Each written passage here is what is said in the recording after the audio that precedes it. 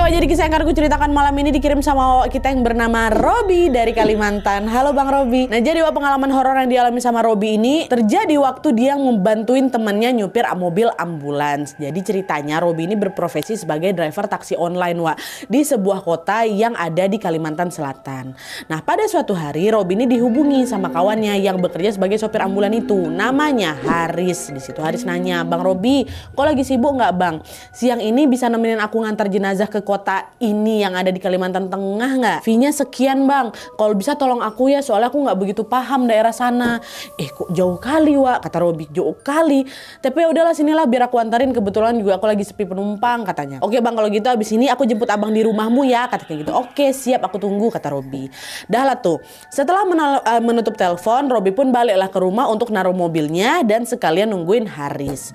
Gak lama kemudian Haris datang dan langsung mengajak Robi ke bandara dulu untuk jemput jenazah. Robi nanya, "Oh ini kita jemput jenazah ya ya," katanya gitu. "Iya, nganterin ke sini," gitu kan. "Emang jenazah ini meninggalnya kenapa? Kok bisa jauh kali sampai naik pesawat gitu?"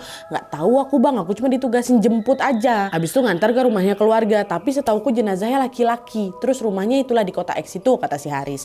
Nah, karena nggak mendapatkan jawaban yang pasti, Robi pun ngobrol lagi lah ini sama si Haris sampai akhirnya mereka tibalah itu di bandara. Pas sudah nyampe di sana, tiba-tiba Haris dapat kabar kalau pesawatnya tuh delay dan nggak tahu nih kapan bakal ngedarat di sana. Nah, dengar kabar itu Robi udah agak mulai cemas, Kenapa? Gara-gara dia takut kemalaman. Karena dari bandara Kalsel menuju ke kota X itu butuh waktu kurang lebih 10 jam. Dan selain jaraknya jauh, Robi ini juga parno kali karena sebelumnya dia belum pernah ngantar jenazah ke sana. Melihat kekhawatiran temannya, si Haris ngomong lagi, "Udah Bang, dah aku tahu mikir yang aneh-aneh, kan udah nggak usah mikir kemana-mana. Udah mending sekarang kita istirahat dulu aja selagi ada waktu," gitu. "Oh ya udahlah, ayo," kata si Robi. Mereka pun beristirahat lah di dekat bandara selama beberapa jam. Sampai akhirnya di jam 5 sore mereka dapat kabar kalau jenazah sudah tiba di bandara. Robi sama Haris pun langsung lah jemput jenazah, diurus pengurusan serah terima, OTW lah ini ke kota tujuan. Di sepanjang perjalanan semua berjalan normal dan gak ada keanehan apapun.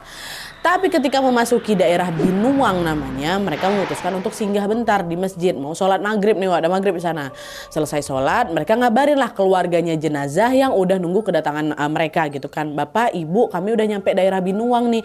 Kemungkinan 7 jam lagi Pak baru sampai di sana," kata mereka.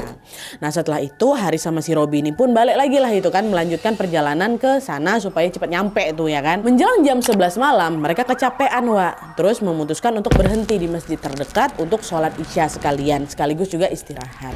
Nah, di saat lagi istirahat itulah mereka ngalamin kejadian aneh yang ternyata menjadi pembuka dari semua teror mistis yang mereka alami malam itu.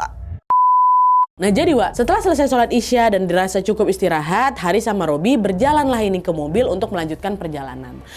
Tapi sebelum sampai di mobil mereka, ada seorang laki-laki asing pakai baju putih dan celana hitam lagi duduk di atas kap ambulans kami. Melihat itu bukan tempat yang seharusnya, si Haris bilang, "Bang, permisi Bang, tolong turun ya. Kami mau jalan soalnya di dalam ada jenazah Bang," gitu kata si Haris. Dengar itu laki-laki itu cuma diam, Dia diam ditengoknya mereka berdua kan dan tidak mempedulikan omongan si Haris gitu. Nah, ngerasa diabaikan, gantian Robi yang negur tapi suaranya udah agak keras. "Bang, kalau mau istirahat jangan di sini Bang. Jangan didudukin kayak gini juga ke mobil kami. Itu loh, duduk aja di masjid, bisa baringan juga kok di sana, kok malah di sini pula abang ini," kata si Robi. Nah, setelah ditegur kedua kalinya, laki-laki ini jawab kayak gini, pehe kuluku," kata gitu. Suara itu terdengar pelan tapi jelas sekali. Nah, sayangnya nggak ada satupun dari antara mereka berdua nih yang tahu itu bahasa itu apa. Robi nanya balik, "Apa Bang? Hah? Maksudnya apa nih?" gitu kan. Tapi laki-laki itu malah mengulang kata-kata yang sama tanpa mempedulikan pertanyaan si Robi tadi. Pehe kuluku. Terus dia beranjak nih pergi ke arah jalan raya tanpa menoleh ke mereka lagi. Jadi sambil ngomong pehe kuluku, turun dia dari kap mobil, jalan dia ke arah jalan raya. Nah, setelah dia pergi, Robi sama Haris langsung berpandangan, "Ngapa sih abang tuh?" gitu kan. Nah, nggak lama Haris ngomong, "Kok aku jadi merinding ya? Aneh kali orang itu." "Dah, kok jangan nakut-nakutin aku lagi, perjalanan masih jauh nih kata si Robi. "Enggak Bang, aku nggak nakut-nakutin, tapi kok perasaan aku kok jadi nggak enak ya." Udah, kita jalan lagi aja, kasihan keluarga jenazah udah nungguin," kata Robi. Dah lah tuh, mereka pun lanjutlah lagi mengendarai ambulans di tengah gelapnya malam. Semakin malam situasi di jalan itu Nadia makin sepi dan hampir nggak ada kendaraan yang lewat. Ngerasa udah agak tegang di sini, Haris pun nyalain sirine, Wak. Sirine ambulans itu untuk memecah keheningan. Suara ini memang berhasil mecahin keheningan itu, tapi nggak bisa mengusir rasa was-was yang ngikutin mereka sepanjang jalan, Wak. Tapi meskipun begitu, ambulans ini terus melaju sampai akhirnya mereka tibalah di kota Ampah katanya. Nah di kota ini mereka singgah di warung makan bentar untuk ngisi tenaga karena mereka juga belum sempat makan malam kan, Wak. Selesai makan, Robi yang gantian nyetir, gantiin si Haris. Kan Haris yang dari pertama tuh kan. Nah, tapi begitu aku duduk di kursi kemudi Nadia, aku udah ngerasa hawa di dalam mobil tuh kok macam pengap kali, nggak nyaman sama sekali, Wak. Nggak kayak sebelumnya. Ngapa nih, kok nggak enak nih.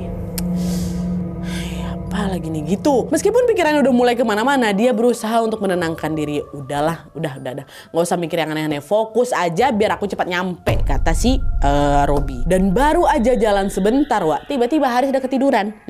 Suasana mungkin makin sepi lah karena dia makin nggak enak lah di situ ya kan. Alah, tidur pula si kawan ini. Iya sih memang capek sih dia, tapi ya Allah janganlah tinggalin aku sendirian dulu, kata si Robi. Di tengah keheningan dan rasa was-was itu tiba-tiba Robi dikejutkan dengan suara orang yang berbisik dari belakang. Belakang jenazah nih kan. Gitu. Apa tuh? Langsung dimatiin sirene ambulans tadi, Wak. Berusaha untuk menajamkan pendengaran. Ini bener nggak yang aku denger ini? Diam kan, dimatiin ya. Gitu, betul. Waktu sirene dimatikan, suara berisik itu kembali muncul dengan volume yang lebih jelas lagi, makin kencang dan makin jelas. Belum habis rasa takutnya, tiba-tiba aroma wangi semerbak muncul di mobil ambulans itu, Nadia. Aroma tuh macam bau daun pandan, ada bau mawarnya juga, dan ada bau minyak garu. Di situ Robi dah ini ada nggak beres sih dia kan. Tapi karena nggak mau fokusnya terganggu, dia lagi bawa mobil kan, Wak. Dia pun balik lagi tuh nyalain sirene ambulans untuk mengusir ketakutannya. Dan setelah sirene itu nyala, Robi mulai agak tenang, Wak, dan dia bisa agak lebih nyetir dengan stabil lah aku Nadia. Tapi begitu memasuki sebuah desa yang sunyi, nggak tahu kenapa desanya itu apa ya, gangguan mistis itu kembali muncul dan kali ini dengan level yang jauh lebih ekstrim lagi, Wak.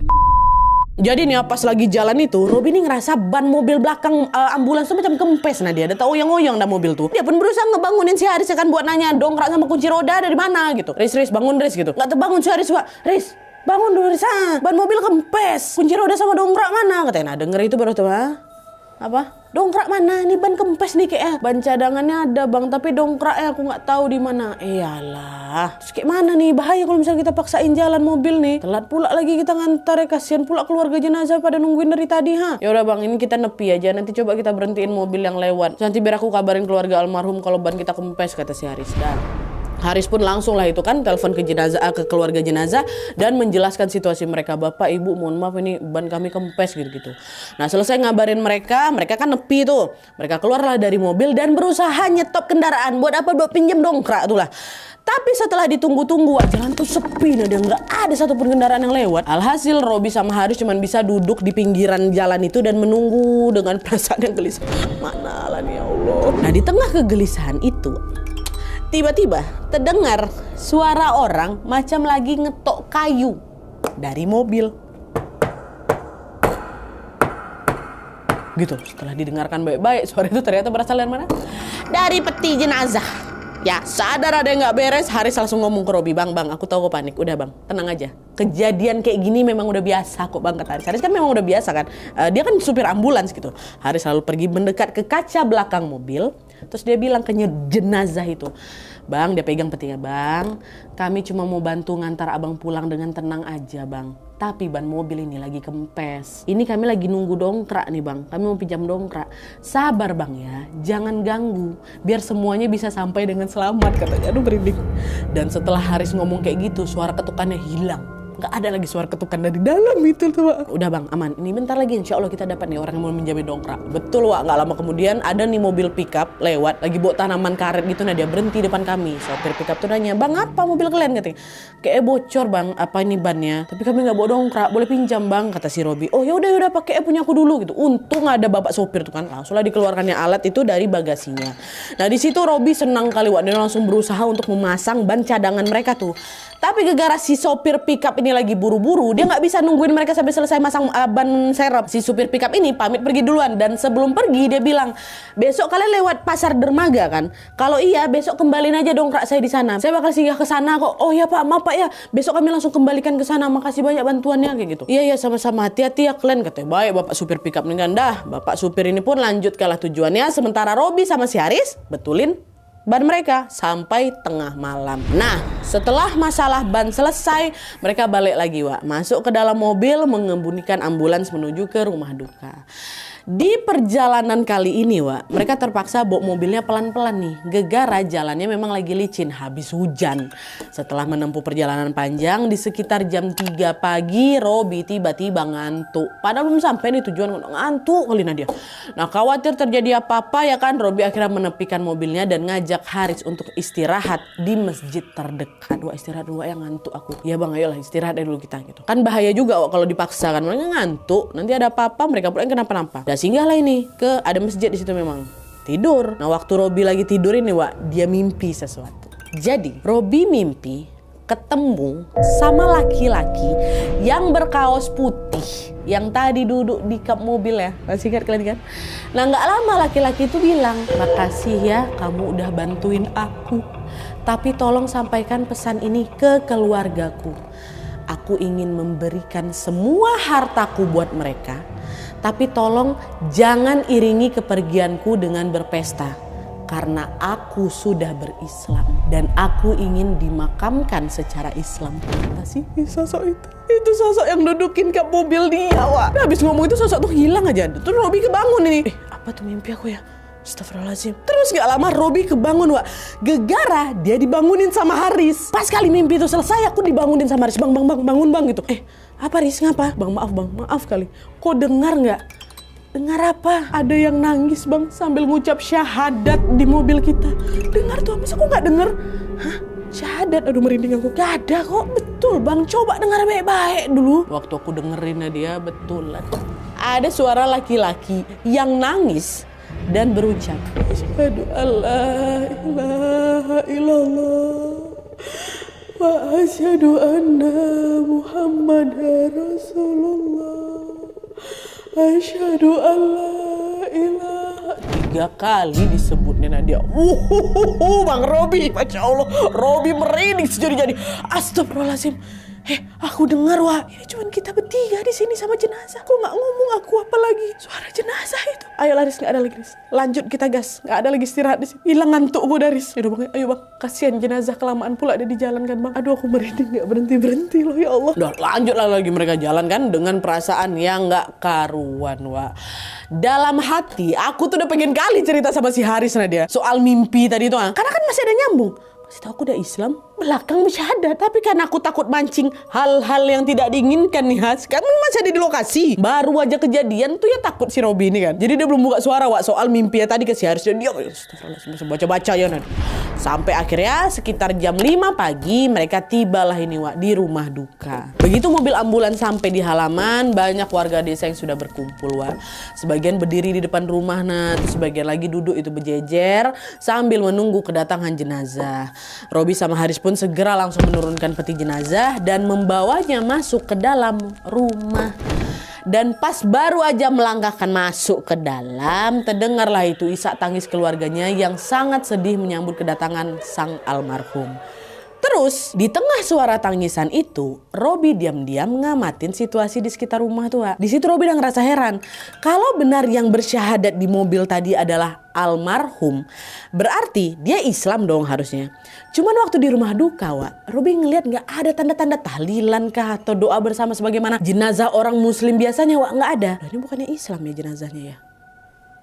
Gini gitu kan. Terus waktu Robi dan Haris sama beberapa warga meletakkan jenazah itu di dalam rumah, Robi ngelihat ada foto seorang laki-laki muda yang dipajang di depan peti. Kan ada macam frame gitu kan ditaruh.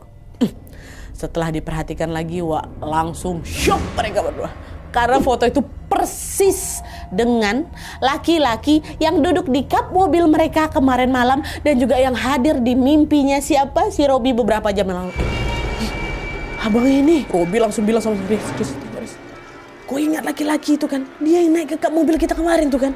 Coba kau tengok tuh, mirip kali kan Riz? Ih bang, astagfirullah bang. Ih bang, betul bang, bukan mirip lagi. Itu orangnya. Dengar itu Nadia, ya Allah, pikiran aku udah kemana-mana. Dia juga nih laki-laki yang ku tengok di mimpi tadi. Ngapa nih ya? Terus ada yang aneh Wak di sini. Waktu si Robi lagi, ini kenapa nih? Ada apa gitu kan? Waktu si Robi lagi pikirin si soal korelasi jenazah ini Wak, tiba-tiba di rumah duka itu, suasana di rumah duka itu mendadak terasa sunyi. Di telinganya Robi kayak langsung ke mute gitu loh pendengaran aku. Nah dia bukan berdenging ya, langsung kayak gitu langsung macam ditutup telingaku. Pada saat lagi mute situation ini, Robi langsung keingat sama pesan laki-laki di mimpinya yang bilang kalau dia ingin dimakamkan secara Islam. Nah, tepat setelah mengingat itu Robi langsung mikir, ini nih pasti bukan pesan biasa nih. Bisa jadi laki-laki itu datang ke mimpi aku cuma buat minta tolong lewat aku. Merasa ada tanggung jawab karena pesan di mimpinya itu. Wah, akhirnya gak bisa nih. Mau betul mau enggak, dibanding aku nyesal seumur hidup, mending aku sampaikan soal ini. Akhirnya Robi pun beraniin diri untuk menemui keluarga almarhum nih. Dan kebetulan di sana ada seorang bapak-bapak paruh baya. Dia macam lagi pakai aksesoris suku setempat gitulah. Aduh, kayaknya aku harus bilang sama bapak ini. Dengan hati-hati Robi nanya, Pak permisi, apakah bapak keluarga abang yang saya antarkan ini Pak? Kata gitu kan. Oh iya nak, dia anakku namanya Sentang. Ada apa nak? Katanya. Wah ini bapaknya nih. Kasih tahu nggak ya? Kayak lebih bagus langsung ke bapaknya lagi nih kan. Pak maaf, apakah saya boleh minta waktu bapak? Pak ada hal yang mau saya sampaikan, kata Robi. Dah bapak tuh ngangguk lah dan ngajak Robi ke hamparan kebun karet yang sepi dekat sebelah mereka tuh ada kebun karet. Bapak tuh langsung nanya, ada apa nak? Gitu. Pak maaf sebelumnya Pak ya, dan saya juga turut berduka cita atas kepergiannya putra bapak. Jadi gini Pak, waktu saya di perjalanan ke sini, saya mimpi Bang Sentang hampirin saya. Dia titip beberapa pesan Pak. Di antaranya dia ikhlas hartanya untuk keluarganya. Terus kedua, dia tidak mau kepergiannya diadakan pesta. Terus ketiga, dia ingin dimakamkan secara Islam Pak, kata Robi. Dengar ucapan itu bapak tuh diam aja Pak.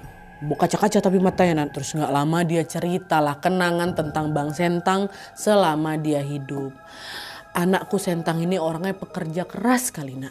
Sejak lulus SMP dia udah gak lanjut sekolah. Tapi dia langsung kerja siang malam. Tanah-tanah ini semua nih dia yang kumpulin sendiri buat keluarganya. Mungkin lewat mimpi kamu tadi dia nyari jalan pulang yang terakhir nak. Kalau memang itu keinginannya, gak usah ada pesta, harta buat keluarganya, dan dia ingin dimakamkan secara Islam, akan bapak turutin semuanya. Bapak nggak tahu dia sudah Islam nak. Terima kasih ya nak ya. Kamu bukan orang asing.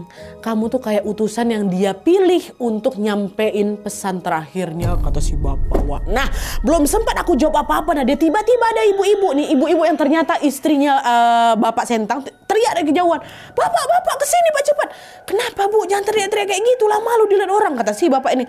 Itu loh Pak. Kenapa anakku dibungkus pakai kain putih begini, katanya. Nah dengar itu bapak ini langsung percaya sama pesannya Sentang di dalam mimpinya Robi Wak. Kenapa? Karena Robi di sini kan cuman pengantar jenazah kan Wak, bukan pengurus jenazah. Otomatis dia nggak bakal tahu jenazah itu Islam atau bukan. Karena kan pas Robi sama Haris terima kan jenazah udah dipetiin. Siapapun orang yang ngurus jenazah Sentang di tempat asalnya pasti udah tahu kalau Sentang ini Islam, makanya dikafani. Hanya saja Sentang ini belum menyampaikan hal itu ke orang tuanya. Awalnya aku juga nggak tahu di agama jenazah di belakang itu apa. Aku sama Ari cuma nganterin aja. Terus aku mimpi soal itu diislamkan. Waktu aku nyampe ke lokasi, orang-orang udah bersiap untuk memakamnya secara tidak Islam gitu kan. Ini berarti ada sesuatu nih sama mimpi aku. Makanya aku sampai sama orang tuanya. Betul, memang udah dikafani Wak. Apa? Gak mungkin aku ngintip ini jenazah Islam apa bukannya, enggak kan. Nah, akhirnya setelah ibu teriak-teriak kayak gitu Wak, bapak bilang, Bu, Sentang sudah berislam Bu. Tadi malam dia datang ke mimpinya anak ini sambil nunjuk aku Nadia. Dia bilang dia sudah berislam. Dia mau dimakamkan secara Islam. Kita harus nurutin permintaan terakhir dia Bu, kata bapak sambil nangis kayak gitu kan Wak. Nah di sisi lain ibu ini sempat marah Wak. Apa maksud bapak nih? Sentang sudah berislam. Udah Bu, tapi memang Sentang belum bilang sama kita. Udahlah Bu, ini keinginan Sentang. Dia udah dewasa, mungkin dia juga udah menemukan siapa dirinya yang sebenarnya. Tugas kita sekarang cuma satu, Bu, nganterin dia pergi dengan cara yang paling dia yakini, Bu. Udah, ikuti aja. Nah, dengar penjelasan suaminya, di situ ibunya kayak oh iya ya gitu, pasrah ibunya. Dengan air mata yang masih berlinang, dia bilang, "Anakku Sentang, kalau kau memang bahagia dan tenang dengan cara ini, bapak sama ibu akan turuti keinginanmu." Ya Allah, merinding juga aku, nangis mama di situ Nat, kata si Robi. Kalimat itu memang terdengar pelan sih, Wak, tapi jelas sekali kalau ibunya tuh macam sudah mengikhlaskan pilihan anak ya, kata si Robi kan. Nah, setelah istrinya sudah terlihat tenang, bapak pun meminta para pemuda sekitar rumah untuk memanggil seorang ustadz. Dia pengen proses pemakaman anaknya ini bisa dilakukan dengan layak lah gitu kan, Wak, sesuai keinginan terakhirnya almarhum. Beberapa saat kemudian datanglah seorang ustadz bersama dengan puluhan jemaah dari masjid terdekat, Wak. Di situ Pak Ustadz ngobrol bentar nih sama si bapaknya Pak Bang Sentang tadi, dan di situ bapak nangis lagi, Wak, nangis, dan Pak Ustadz berusaha untuk menenangkan. Pak, sabar Pak, udah gitu. Gak lama kemudian Pak Ustadz pun memberikan pengumuman ke semua warga yang datang di sana. Assalamualaikum, salam sejahtera saudara-saudara semuanya.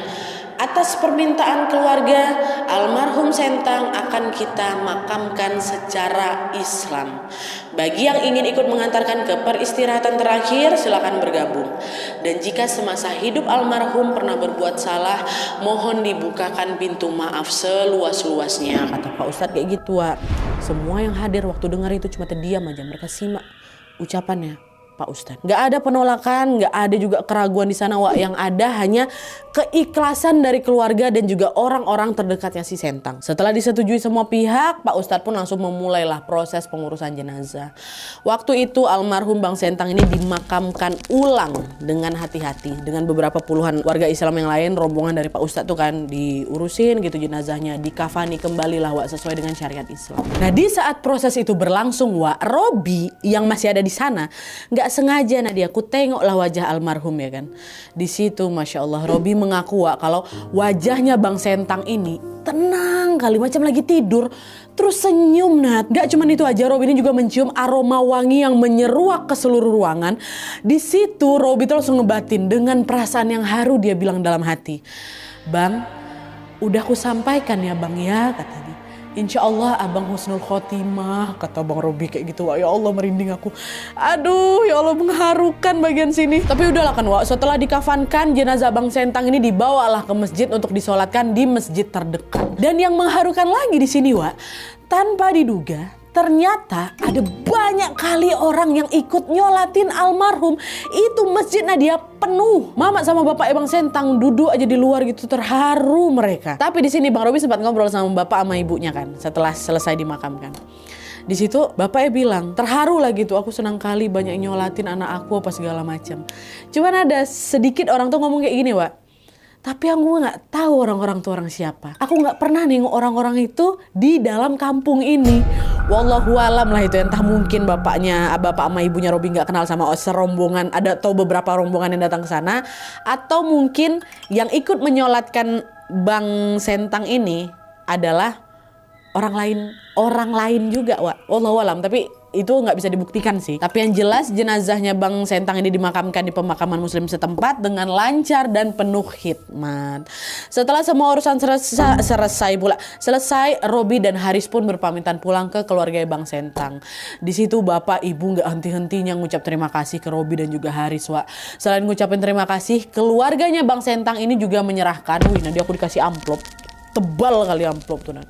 Duit itu isinya. Langsung kami terimalah dengan perasaan yang senang dan juga bangga gitu loh. Paling tidak aku udah nyampain pesan dari almarhum gitu. Nah, setelah itu mereka pamit lalu bergegaslah ke pasar terdekat. Buat ini, Wak Yaning, jangan lupa buat balikin dongkrak supir pickup yang mereka pinjam semalam. Robi juga sekalian buat nambal ban mobilnya, Wak, supaya perjalanan pulangnya lancar gitu. Tapi lagi-lagi belum selesai nih, Wak ya. Keanehan muncul. Karena setelah dicek, bannya itu ternyata nggak bermasalah, Wak. Nggak ada sobek, nggak ada bocor, dan ya udah semua tampak aman-aman aja ban aku ini. Padahal semalam Robi kan ngerasa bannya kempes kan, Wak ya. Bahkan setir mobil aku tuh juga sempat goyang, nah dia susah dikendalikan mobil tuh. Tapi karena waktu itu nggak ada yang perlu dikhawatirkan, ya udah mereka akhirnya mampir lah ini, Wak, makan di sebuah warung dekat pasar dermaga tuh lah. Nah, pas lagi makan, kebetulan sopir pickup yang semalam bantuin mereka datang juga ke sana. gimana? Bang gitu, bang ada pula abang di sini gitu kan. Ditanya sama sopir pickup, gimana bannya udah diperbaiki?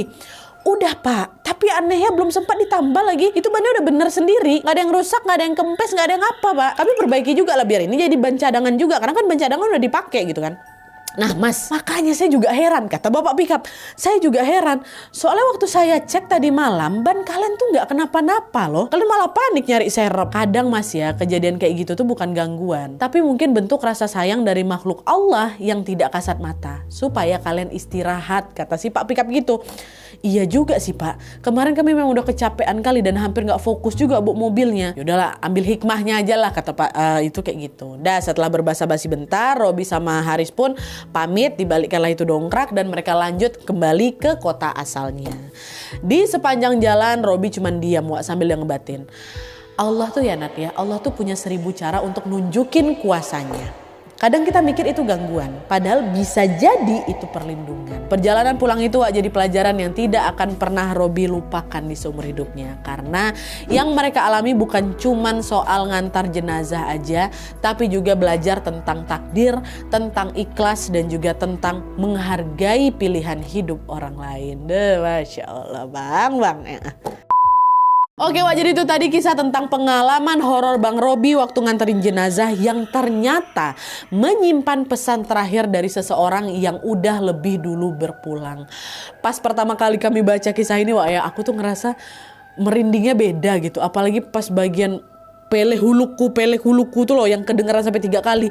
Astagfirullah. Terlepas dari kejadian mistisnya Wak ya, kisah ini tuh juga mengingatkan kita bahwa setiap orang punya jalannya masing-masing untuk menemukan kebenaran dalam hidup mereka. Selain itu dari kisah ini juga kita belajar bahwa setiap orang pasti punya cara masing-masing dalam mencari kebenaran. Dan semoga kita bisa saling menghormati pilihan hidup orang lain bahkan setelah dia meninggal dunia ya. Oke Wak, jadi terima kasih sekali lagi ceritanya Bang Robi, sangat mengharukan, menegangkan juga tentunya. Buat kalian yang juga pengen berbagi kisah horor sama seperti Bang Robi dan juga Wawa yang lain, bisa langsung kirim aja ke email kisahhororwawa@gmail.com, sertakan juga nomor WhatsApp atau Instagram kalian supaya nanti kami gampang untuk hubungi kalian kalau misalnya kisahnya di-up di video selanjutnya. Oke, jadi sekian dulu videonya. Terima kasih banyak yang sudah menonton. Kalau kalian suka video ini, klik like-nya. Jangan lupa komen di bawah dan saran-saran untuk selanjutnya. Jangan lupa nyalain notifikasinya supaya kalian tahu kalau aku upload video baru, and as always jangan lupa untuk klik tombol subscribe supaya kalian sama-sama tahu informasi menarik dan menegangkan dari channel aku. See you next video, bye.